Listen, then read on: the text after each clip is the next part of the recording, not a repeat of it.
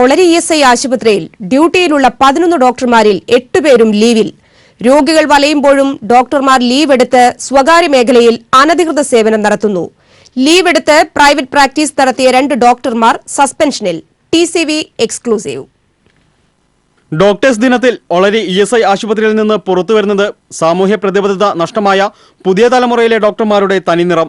ESI സർവീസിൽ ജോലിക്ക് ചേർന്ന ശേഷം അനധികൃതമായി ലീവ് എടുക്കുന്ന ജൂനിയർ ഡോക്ടർമാരിൽ പലരും സ്വകാര്യ മേഖലയിൽ ഉയർന്ന സാമ്പത്തിക സൗകര്യങ്ങളോടെ സേവനമനുഷ്ഠിക്കുകയാണ്. ഇതുമൂലം ദുരിതത്തിലാകുന്നത് ESI ആനുകൂല്യം തേടി ഇവിടേക്കെത്തുന്ന പാവപ്പെട്ട രോഗികളാണ്. ഡോക്ടർമാരെ കാണണമെങ്കിൽ 3-4 ദിവസം ലീവ് എടുത്ത് ചുറ്റിത്തിരിയേണ്ട അവസ്ഥയാണ്. എൻ്റെ വൈഫിനെ സർജറി OPയിലേക്ക് കാണാൻ വേണ്ടി വന്നതാണ്. ഇപ്പോൾ കഴിഞ്ഞ 2 മാസം മുമ്പ് വന്നപ്പോഴും ഡോക്ടർ ഉണ്ടായില്ല. ഇപ്പോൾ രണ്ടാമത് ഞാൻ വന്നിരിക്കുകയാണ്. ഇപ്പോൾ വന്നിരിക്കുമ്പോഴും ഇതുപോലെ തന്നെ ഡോക്ടറില്ല. അസിസ്റ്റൻ്റ് ഉണ്ടോ എന്ന് ചോദിച്ചപ്പോൾ അസിസ്റ്റൻറ്റും ഇല്ല.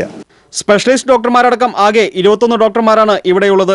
എന്നാൽ സ്പെഷ്യാലിറ്റി ഡോക്ടർമാർക്ക് നൈറ്റ് ഡ്യൂട്ടി നൽകേണ്ട അവസ്ഥയിൽ ഇവരുടെ OP സേവനം ലഭ്യമാകാത്ത സ്ഥിതിയാണ്.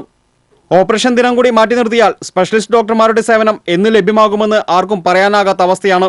ഡോക്ടർമാരുടെ അനധികൃത ലീവാണ് ആശുപത്രിയുടെ പ്രവർത്തനങ്ങളെ സാരമായി ബാധിക്കുന്നതെന്നും ലീവ് എടുത്ത് പ്രൈവറ്റ് പ്രാക്ടീസ് നടത്തിയ 2 പേർക്കെതിരെ നടപടി സ്വീകരിച്ചിട്ടുണ്ടെന്നും സൂപ്രണ്ട് ഡോക്ടർ KK രാധാകൃഷ്ണൻ വ്യക്തമാക്കി. 11 പേരിൽ ഇപ്പോൾ 8 പേരുടെ ഷോർട്ടേജ് ഉണ്ട്. അവർക്ക് ഒരു ബെറ്റർ ജോബ് ഓപ്പർച്യൂണിറ്റി കിട്ടുമ്പോൾ അവർ പ്രൈവറ്റ് ഹോസ്പിറ്റലിലേക്ക് പോകാനും താൽക്കാലികമായിട്ടൊരു സാമ്പത്തിക ഇതിനു വേണ്ടിയിട്ടായിരിക്കും പോകുന്നത്. അതിപ്പോൾ ESI സംബന്ധിച്ചിടത്തോളം ഡോക്ടർമാരുടെ കുറവ് കാരണം അവർക്ക് അങ്ങനെ പോകാൻ നമുക്ക് ലോങ് ലീവ് കൊടുക്കാനോ പറ്റില്ല. അപ്പോൾ അവർക്ക് എതിരെ ഈ അച്ചടക്ക നടപടി ആയിട്ട് ഇങ്ങനെ മുന്നോട്ട് പോവുകയാണ്. അതുകൊണ്ട് അതിൻ്റെ ഭാഗമായിട്ട് 1-2 പേർക്ക് ഇങ്ങനെ സസ്പെൻഷനും ഇങ്ങനെ നോട്ടീസും ഒക്കെ ആയിട്ട് കൊടുത്തിട്ടുണ്ട്. PSC മുഖേന ESIയിൽ ജോലിക്കെത്തുന്ന ഡോക്ടർമാർക്ക് ലോങ് ലീവ് എടുക്കാൻ അനുമതിയില്ല. ജില്ലയിലെ വിവിധയിടങ്ങളിൽ നിന്നുള്ള 10 ESI ഡിസ്പെൻസറികളിൽ നിന്ന് റഫർ ചെയ്തു വരുന്നവരാണ് ഒളരി ESI ആശുപത്രിയിൽ എത്തുന്നത്.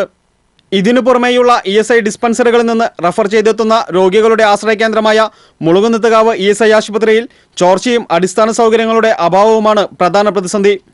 നേരത്തെ ESI അംഗീകാരമുള്ള മറ്റ് ആശുപത്രികളിൽ പ്രവേശിച്ച ശേഷം ഇവിടെയെത്തി രജിസ്റ്റർ ചെയ്താൽ രോഗികൾക്ക് ആനുകൂല്യം ലഭ്യമായിരുന്നു. എന്നാൽ പുതിയ നിർദ്ദേശമനുസരിച്ച് രോഗികൾ ആദ്യം ESI ആശുപത്രിയിൽ രജിസ്റ്റർ ചെയ്താൽ മാത്രമേ ആനുകൂല്യം ലഭിക്കുകയുള്ളൂ.